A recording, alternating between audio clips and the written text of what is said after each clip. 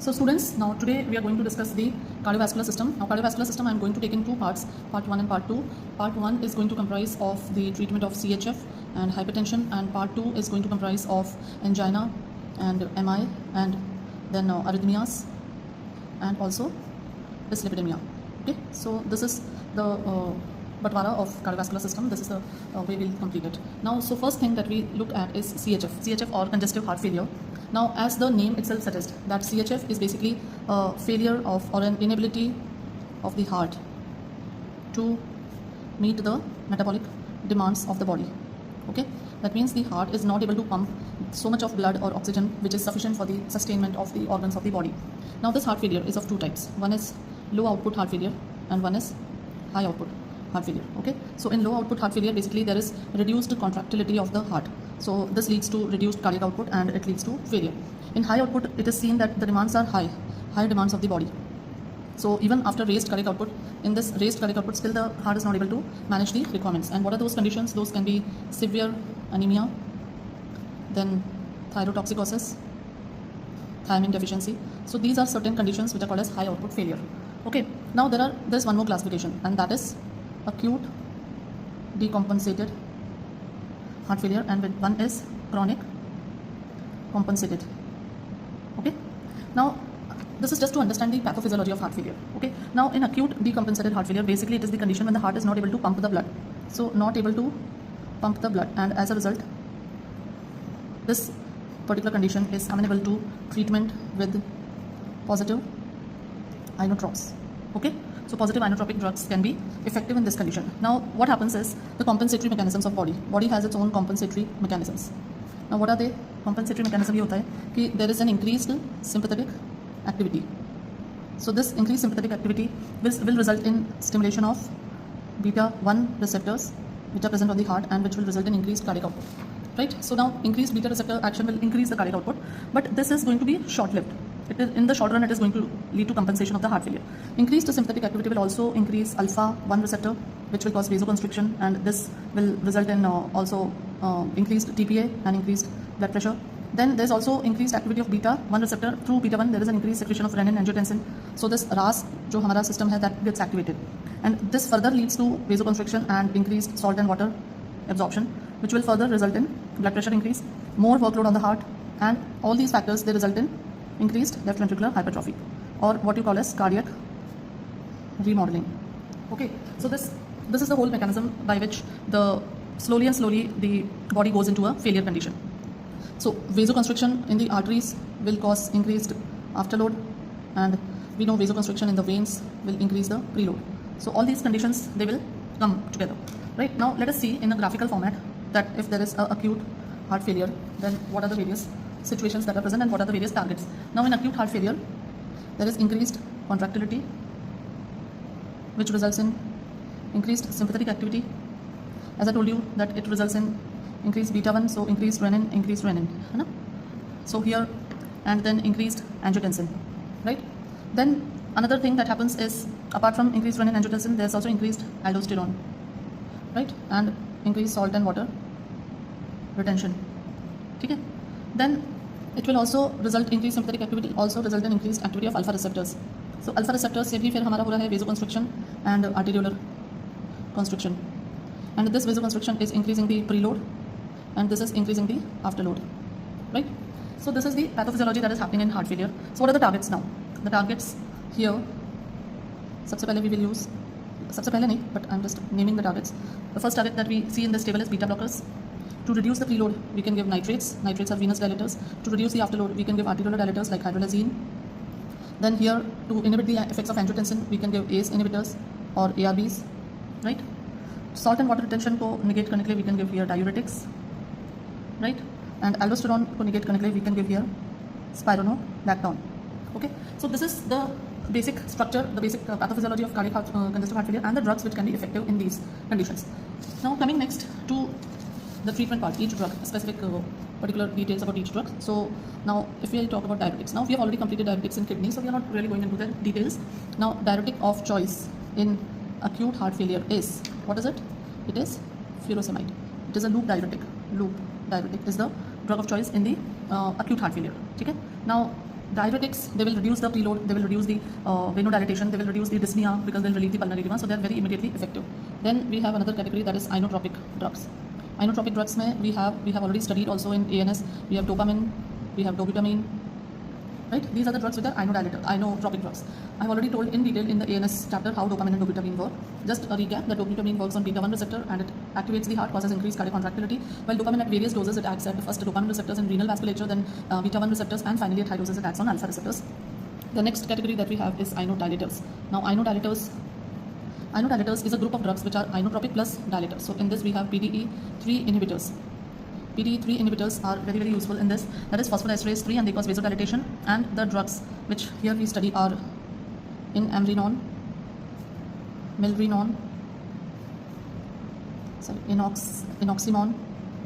and vesnarinon. Okay, so these are important drugs. They are inodilators. Imrinon causes thrombocytopenia, that is the major side effect which is not seen with other drugs. It is rare with milrinon. Then another drug is there, that is levosimendan. Now this is an important new drug kind of thing. Levosimendan is an inodilator. It is an inodilator, and what it does is it sensitizes the myocardium to calcium ion by binding to troponin C. Also opens potassium channels. So this is the action of levosimendan, and this is used, these drugs mainly indicated in short term IV in severe and refractory CHF. This is the use of inodilators. Then there is a drug which is BNP analog. Now BNP analog mein, BNP is brain natriuretic peptide. Okay. Now BNP analog mein the drug which we study is nesiritide. Nesiritide is basically a recombinant BNP. It is normally BNP is secreted by ventricles. Please remember this. Normally BNP is secreted by ventricles, and this is a naturally occurring peptide. But here BNP analog is there, nesiritide. Now it increases the cyclic GMP and it also causes vasodilatation. Right. So this is a drug which is again used nowadays IV in acute CHF. So what it does, it basically increases the brain natriuretic peptide. As the name suggests, it increases the excretion of sodium ion through the kidney. Right. Now this BNP is metabolized by an enzyme that is called as NEP. Right. NEP or neutral endopeptidase. Now this NEP, say BNP, is metabolized and converted to inactive substances. So we have a drug NEP inhibitor, and that drug is called as sacubitril. Right. So this drug NEP inhibitor is sacubitril, and this is used in CHF in combination with valsartan, which is an ARB. Okay. So this is again a new type of drug. Many questions are asked on this. So please remember this part of the CHF treatment. Then we have vasodilators. So in vasodilators, they basically either they are venodilators or they are arteriodilators. Now venodilators mein the drugs which we have are mainly nitrates, right? They dilate the veins. While in arterial dilator we have drugs like hydralazine and minoxidil and even CCBs, but specifically nifedipine. So these are the drugs which reduce the arterial dilators. Now a very important thing, CCBs contraindicated in CHF because they increase the mortality. And how do they do that? They cause a reflex sympathetic activation and also depress the cardiac cells. That is mostly seen with verapamil and diltiazem, right? So they have a reflex sympathetic activation which, because of which CCBs are contraindicated in CHF. Then agents which reduce both preload and reduce afterload. So what are those drugs? In that we have many drugs like ACE inhibitors, then ARBs, then sodium nitroprusside, alpha blockers. So these are the various drugs which reduce both, right? Now ACE inhibitors and ARBs. Now ACE inhibitors and ARBs, they are usually indicated in CHF. They are very commonly used. So this was about the acute CHF. Now let's come to compensated CHF, or what you call as chronic CHF. Now chronic CHF, the main aim is to reduce the workload of heart, right? And second is to reduce the cardiac mortality, reduce the mortality by reducing the cardiac remodeling, right? So these are the various drugs. Now the first category of drugs that we use are vasodilators. So vasodilators will cause the reduce the preload and reduce the afterload, and major drugs which we have here are ACE inhibitors, ARBs, then aldosterone antagonist, and we also use beta blockers, right? Then oral vasodilator, that is a very important drug that we are going to study, is digoxin. This is also used to reduce the workload of the heart and maintain the cardiac output. Now let us see again these drugs one by one. So aldosterone antagonist. Aldosterone antagonist में we have spironolactone and eplerenone. These are the drugs. They reduce the mortality and also reverse the remodeling of the heart. So this is the drugs. Then we have beta blockers. Now what is beta blockers? Let us understand. Previously beta blockers were contraindicated in CHF due to their negative inotropic action. So they were contraindicated. But now it has been found that if these drugs are used carefully, they can increase the longevity of the patient. So basically the most commonly used beta blocker is carvedilol. Then उसके बाद आते हैं metoprolol. Then we have bisoprolol. These are used in mild to moderate heart failure, okay? And they are absolutely contraindicated in decompensated heart failure, right? Then important about them is start at very low dose and gradually increase the dose. So this is important about the beta blockers. They're very important drugs and they play a very important role in the heart failure, hypertension, angina, a lot of arrhythmias. So everywhere beta blockers you'll find their usage. Then the important category of drug that we have to discuss is glycosides, cardiac glycosides, in which these basically, why they're called as glycosides, because they have got a sugar moiety. Okay? And इसमें जो drug आती है collectively they are called as digitalis. The drug which we are going to study is digoxin. So other drugs इसमें आती हैं Obain and Strofenthin also. Okay? Now these drugs, how do they act? They are given orally. That is the best thing of that. Then they can be used in acute CHF and also chronic CHF for maintenance. Then they are also used for treatment of atrial fibrillation, atrial flutter and PSVT. हालांकि PSVT में drug of choice is adenosine. Okay. Now what is the mechanism of action of these drugs? Mechanism of action of cardiac glycosides. They are basically inhibitors of sodium, potassium, ATPase of myocardial fibers. So for better understanding, I'll make the diagram also. So like this is the cardiac myocardial cell. Now there is a transport system which is basically pumping sodium out and potassium inside the cell, right? Now in this, when you're giving digoxin, so digoxin you're giving and this binds to this particular receptor here. So it will inhibit this pump. Now inhibition of this pump will increase sodium ion inside. Increase in sodium ion will further reduce the pumping of this pump, which is sodium calcium pump. So this is inhibited, so there will be increased calcium also inside the cell. The calcium, because we already have a lot of sodium, so we are not requiring any sodium from outside, so we are not sending any calcium outside. So increased calcium, this calcium goes and settles down in the sarcoplasmic reticulum. Okay. Now there are L-type calcium channels. So whenever calcium comes inside the cell during normal depolarization process, then this calcium will come and it will stimulate this collected calcium. So this calcium, it will be released and it will increase the contraction. So overall increased or strong contractions will happen by the digoxin. So this is the process. It inhibits the sodium potassium ATPase pump and increase the contraction of the myocardial fiber, right? So this is the main action of digoxin. Understand this. Now again, please understand the relation with potassium also. Digoxin is inhibiting this pump. So there is, as a result, no sodium is now going out. That means no potassium is also coming inside. So what does it cause? It causes raised extracellular potassium. So digoxin causes hyperkalemia, right? Now if you will, digoxin ultimately it is causing hyperkalemia also because it is keeping the potassium out.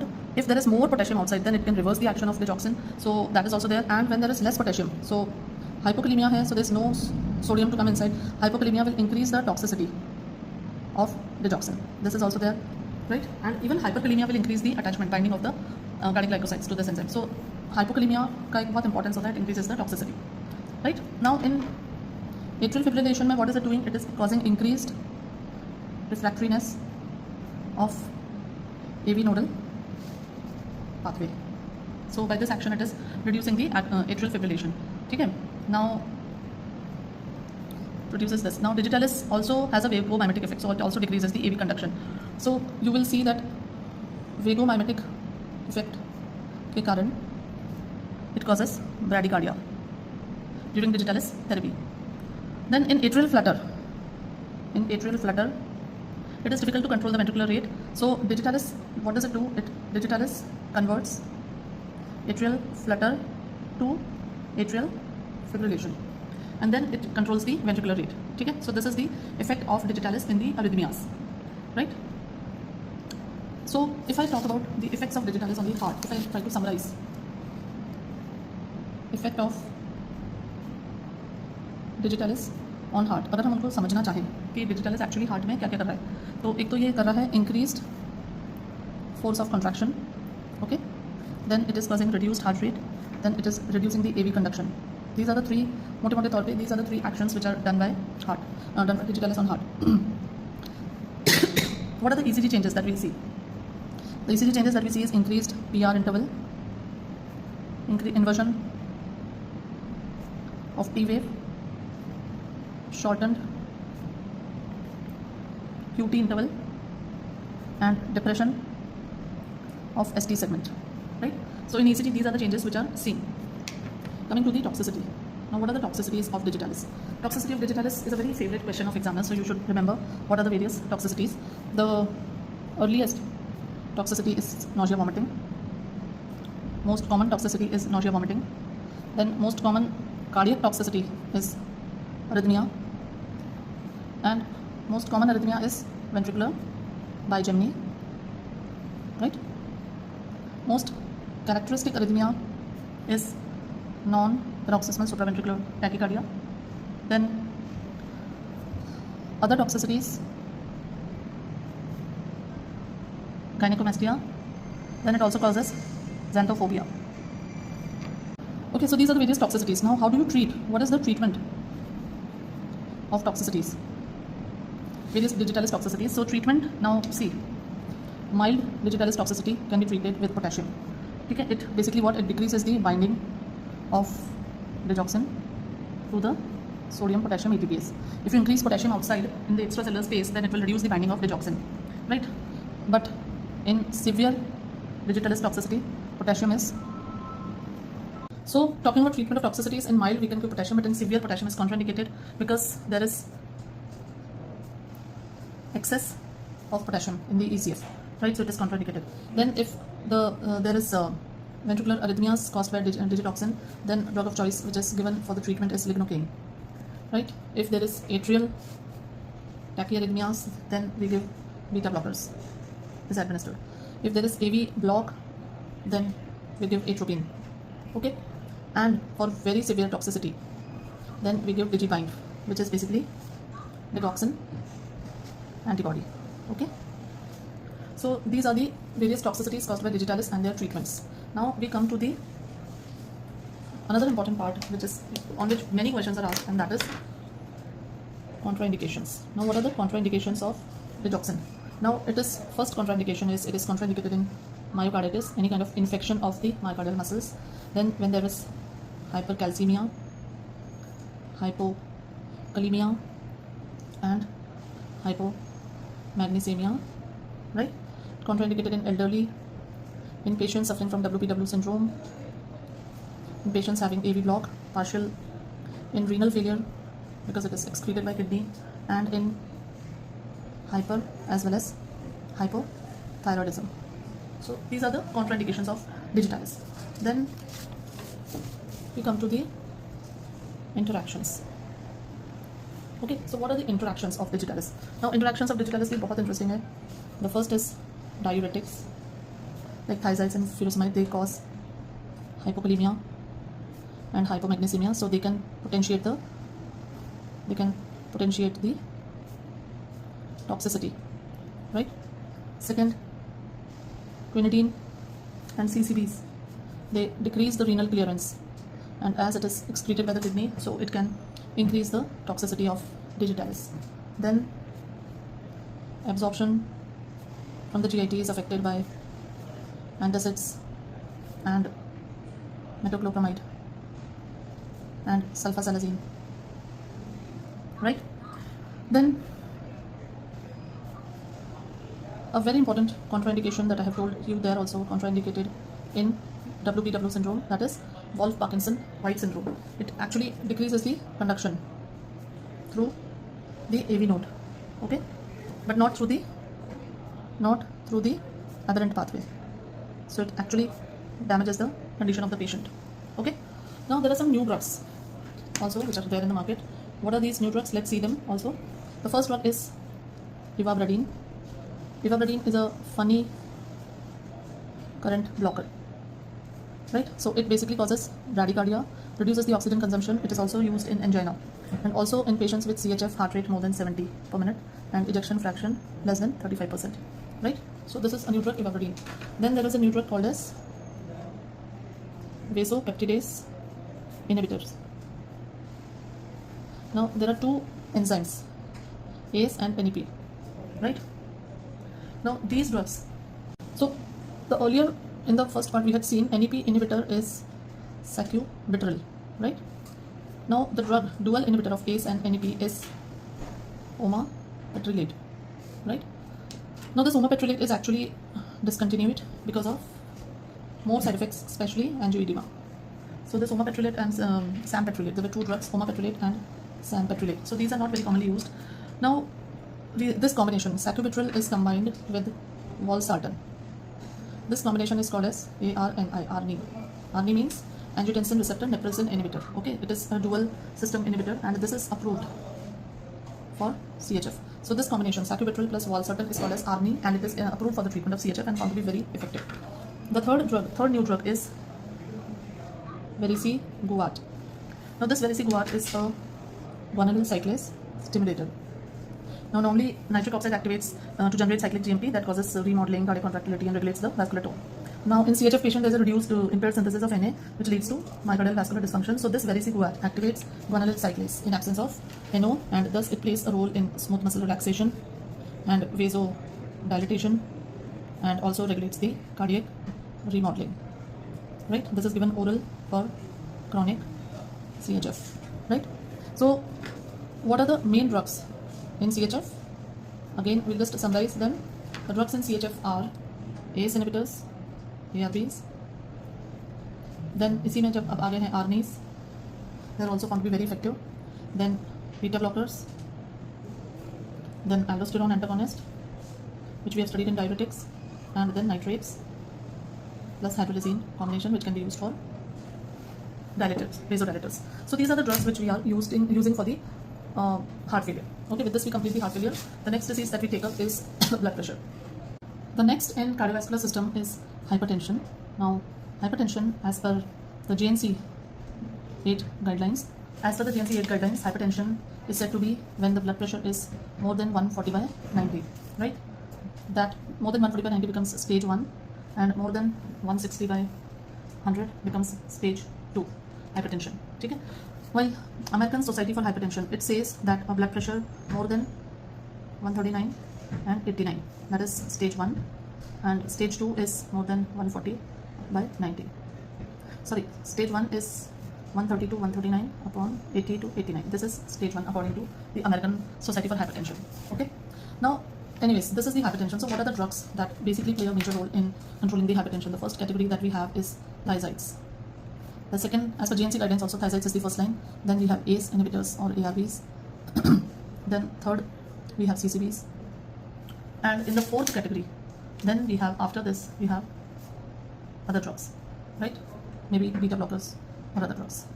So the first, this is the order in which the antihypertensives have to be prescribed. So सबसे पहले, चूंकि we are talking about thiazides, so let's see, this belongs to the category of diuretics. Okay, now thiazides in acute heart failure, you saw that it was loop diuretics because there we wanted an immediate action, but in hypertension the drug of choice is thiazides. Okay, so the thiazides are the ones which are used. Now we know the mechanism of action, we've already studied them. They cause a loss in sodium and water that leads to decreased cardiac output and ultimately decrease in the TPR also. Then thiazides to be used in low doses only, because when you increase the dose then the side effects increase and the action doesn't increase, right? Then in this specific features, there is a thiazide which is called as indapamide. Indapamide is effective as an antihypertensive at doses which are lower than those required for the, so is required at lower doses for antihypertensive effect. Okay, then loop diuretics not indicated in mild to moderate hypertension. They can be indicated, can be used in severe hypertension with CHF and renal dysfunction, right? Then there is a drug endocrinolone. This can be used in patients with gout because it inhibits the reabsorption of uric acid. Then potassium sparing diuretics. This is potassium sparing diuretics used to reduce the risk of hypokalemia with loop diuretics, loop and thiazide diuretics, right? So in diuretics, these are the drugs mainly. Usually thiazides are not used in renal failure, but there is a drug chlorthalidone that can be used in the severe renal failure also. Now after diuretics, we have drugs which are acting on the, let's see, the ACE inhibitors and ARBs. Now ACE inhibitors and ARBs, we know very well that they are basically acting on the RAS, that is renin angiotensin aldosterone system. We know that RAS is basically, so there is renin is secreted from the JG cells of the kidney, and it is secreted in response to beta-1 receptor. And this renin converts angiotensinogen to angiotensin, right? And angiotensin 1 is converted to 2 by ACE enzyme. Now they act on 82 receptors. These act on the 82 receptors. 82 receptors पे action करके फिर there is a release of aldosterone, and this also causes vasoconstriction. This causes salt and water retention, right? Now what are the drugs which are acting on this pathway? So we have drugs which inhibit the action here, that is called as aliskiren, that is renin inhibitors, aliskiren and remikiren, right? Then we have drugs which inhibit this, and they are ACE inhibitors, in which we have captopril, enalapril, perindopril, lisinopril, all these drugs. Then drugs which are blocking this 82 receptors, they are called as ARB. And in this we have losartan, candesartan, valsartan, telmisartan, right? And then we have aldosterone antagonist, that is spironolactone. So these are the drugs acting by the angiotensin converting ACE inhibitors or ARBs, right? Now let us see, आगे चलते हैं. तो पहले हम बात करते हैं ACE inhibitors की. So इनके specific features की बात करते हैं. तो the first specific feature is that they increase bradykinin, and so they cause dry cough. So one side effect is this. The second, also they can cause angioedema because of increased bradykinin. Okay. Now important features about these drugs. Captopril is one of the earliest congener. Now this captopril, it is basically less potent, has fast onset and short duration of action, and less absorption in GLP. So it causes postural hypotension, right? Second is all are prodrugs. All are prodrugs except captopril and lisinopril. ठीक है. Third है perindopril is longest acting, while captopril is the shortest acting. Then enalapril gets converted to enalaprillate, and it is available as separate drug also, and can be given IV in hypertensive emergencies. Okay. Then what are they are used? ACE inhibitors are very essential drugs. They are used in hypertension, they are used in CHF, they are used in patients with diabetic nephropathy, diabetic retinopathy, then they are used in renal diseases, and they are also used in scleroderma crisis. Right? They reduce proteinuria in diabetes, they also reverse the diabetic manifestations. Okay. Then adverse effects, I have told you, it causes angioedema and dry cough. They cause hyperkalemia if used along with other drugs which raise potassium. ठीक है, like potassium sparing diuretics, उनके साथ अगर दोगे तो it will result in hyperkalemia. उसके अलावा और adverse effects भी होते हैं इनके. It causes rash, it causes dysgeusia, that is altered taste sensation. Then it can result in acute renal failure in patients with bilateral renal artery stenosis. So it is not to be given in renal artery stenosis. Then it is contraindicated in pregnancy, and if serum creat is more than 3.5 milligram per deciliter. So these are the important points of ACE inhibitors, right? इसके बाद आते हैं ARBs. ARBs की अगर हम बात करें तो ARBs में हमारे पास है losartan, valsartan, candesartan, telmisartan, right? So these drugs, they act on 82 receptors. They do not cause dry cough, and they also have similar kind of adverse effects, uses, side effects, contraindications. Okay. Losartan के कुछ specific features हैं. First, it is a prodrug. so it produces an active metabolite. Second, it has mild uricosuric effect, and third, it has got anti-platelet effect also. Okay. Then telmisartan has got additional PPR gamma agonist activity also, so it can use in diabetes mellitus. Telmisartan is the longest acting, right, and iprosartan is shortest acting, right. So these are the ACE inhibitors and ARBs. ये तो बात रही इनकी. अब अपन next आते हैं drugs acting through sympathetic pathway. ठीक है. What are the drugs which are acting through the sympathetic pathway? तो इसको समझना बहुत ज़रूरी है. सबसे पहले बनता है टायरोसिन. टायरोसिन से बनता है डोपा. डोपा से बनता है डोपामीन. डोपामीन वेसिकल में जाता है, वहाँ पे कन्वर्ट होता है ये नॉरेड्रेनालिन. नॉरेड्रेनालिन फिर यहाँ से रिलीज होता है, ठीक है, and it goes in the synaptic cleft. Then it acts on the receptors. So what are receptors? Alpha है, बीटा है रिसेप्टर्स इसके. ठीक है. सो अब यहाँ पे टायरोसिन, यहाँ पे जो ड्रग है, this is knee tyrosine. This is the drug which is inhibiting the tyrosine Uptake and thus reducing the formation of noradrenaline. Then there is drug which will inhibit the vesicular uptake of dopamine into the vesicle and then conversion into noradrenaline. This is inhibited by reserpine, right? उसके बाद आती हैं release inhibitors. Release inhibitor कौन करा रहा है? ग्वेनाथिडीन. हालांकि ये जो पूरा फ्लो चार्ट है ये हमने ANS में पढ़ा हुआ है जब हम सिंथेसिस ऑफ नॉरेड्रेनालिन कर रहे थे, राइट. रिलीज यहाँ पे करा रहा है, ग्वेनाथिडीन इनहिबिट कर रहा है. देन यहाँ पे हमारे पास है अल्फा ब्लॉकर्स, यहाँ पे हमारे पास है beta blockers. Then we also have ganglion blockers. Okay. Then there is alpha 1 alpha 2. Alpha 1 alpha 2 blockers हो गए. यहाँ पे बीटा 1 बीटा 2, तो बीटा 1 बीटा 2 ब्लॉकर्स यहाँ पे हो गए. ठीक है. सो इस तरीके से अब इन दवाइयों को एक एक करके लेट्स सी देम. तो सबसे पहले I see the drug which is drugs inhibiting the central sympathetic outflow. तो यहाँ पे the drugs which are alpha 2 agonist, they lead to decrease in the central sympathetic outflow. Okay, so alpha 2 agonist and beta 1 antagonist. These are the two drugs which will reduce the central sympathetic outflow. Now alpha 2 agonist, alpha 2 receptor is also we know that it is an autoreceptor, right? It is almost like a suicide inhibitor. Now alpha 2 agonist we have clonidine and methyl dopa. Now methyl dopa is a prodrug. ठीक है. Methyl dopa is the drug of choice in pregnancy. Okay.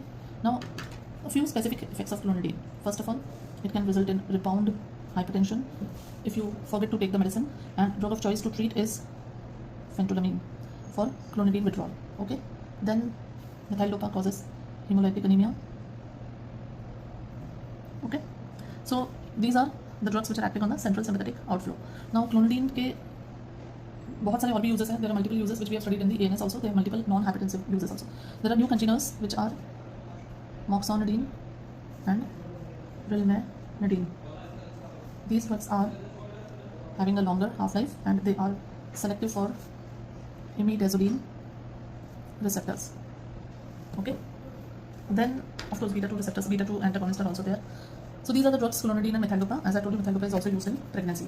Then second category, let's see, they are ganglion blockers. Now ganglion blockers which inhibit the NN receptor, and इसमें हमारे पास दो drugs हैं, trimethophan and hexamethonium. Now hexamethonium is also, they are used as antidote for nicotine poisoning, and they are used with sodium nitroprusside for hypertensive emergency in aortic dissection. Okay, so this is something important point that you should remember. Then the third category, adrenergic neuron blockers. They basically delete the neurotransmitter. इसमें हमारे पास है reserpine, brutilium and guanethidine. Right, these are the drugs which are coming into this category. Now reserpine, it inhibits the vesicular uptake as I told you, so it depletes noradrenaline and also dopamine and serotonin, and reduction in serotonin can lead to depression and can lead to suicidal tendencies. This is something important seen with reserpine. Next category we have receptor antagonist. Now in receptor antagonist, they are very simple. We have alpha 1 blockers. Alpha 1 blockers में we have phenoxybenzamine, phentolamine. Now all these drugs we have discussed already in ANS. Phentolamine is used in clonidine withdrawal and also in cheese reaction. Then phenoxybenzamine is used in pheochromocytoma, right? Then in patient with hypertension plus BPH, we give prazosin, doxazosin, and tamsulosin, right? So these are all alpha blockers. Next we come to beta blockers. Now beta blockers में हमारे पास जो drugs होते हैं, we have beta, पहले तो होते हैं non-selective, then we have beta 1 selective, and then we have combined alpha and beta. So this also we have completed in ANS. Beta blockers cause lowering of blood pressure. This is a very important question, and even for the students who are in second MBBS, this is a very common question which is asked: how do beta blockers cause lowering of blood pressure? So they basically inhibit the beta 1 receptor mediated cardiac output. Second, decrease the renin. So renin mediated whole RAS is also inhibited. Third is inhibit the central and peripheral sympathetic outflow. This is due to inhibition of presynaptic beta 1 receptors.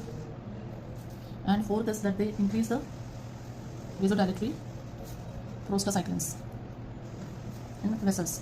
So these are the 4 actions by which they reduce the blood pressure.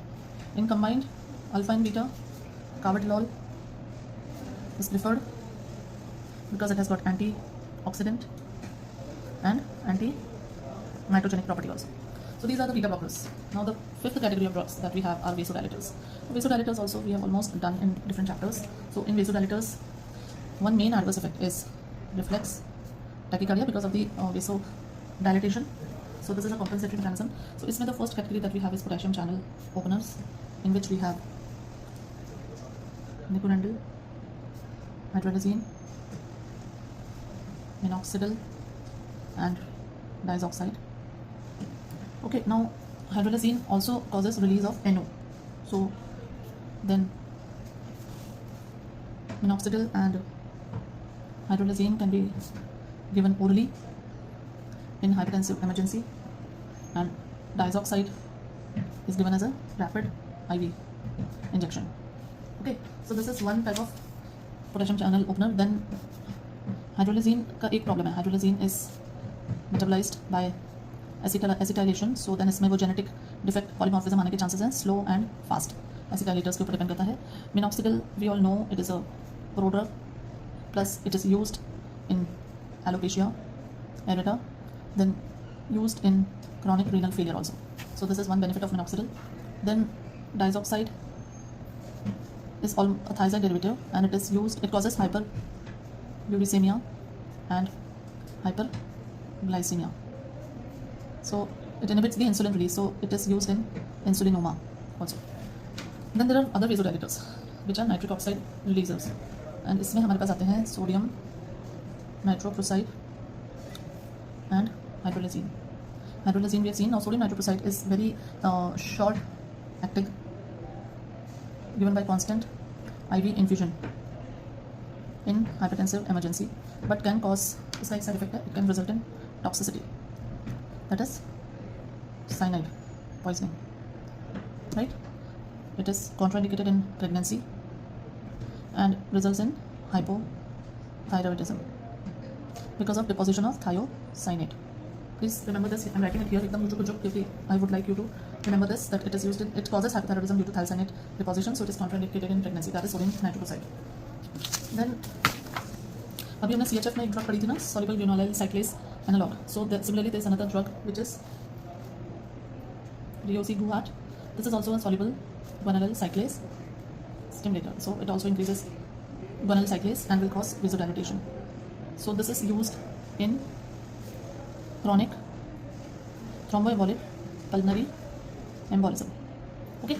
Now apart from these drugs, आपने CCBs भी पढ़े हैं. CCBs हमारे पास होते हैं 3 तरीके के. They basically block the L type calcium channel, right? Voltage gated. Now CCBs 3 तरीके के होते हैं। पहली कैटेगरी में आता है वेरापामिल, दूसरी कैटेगरी में आते हैं डिल्टियाज़म और तीसरी कैटेगरी में आता है निफेडिपिन।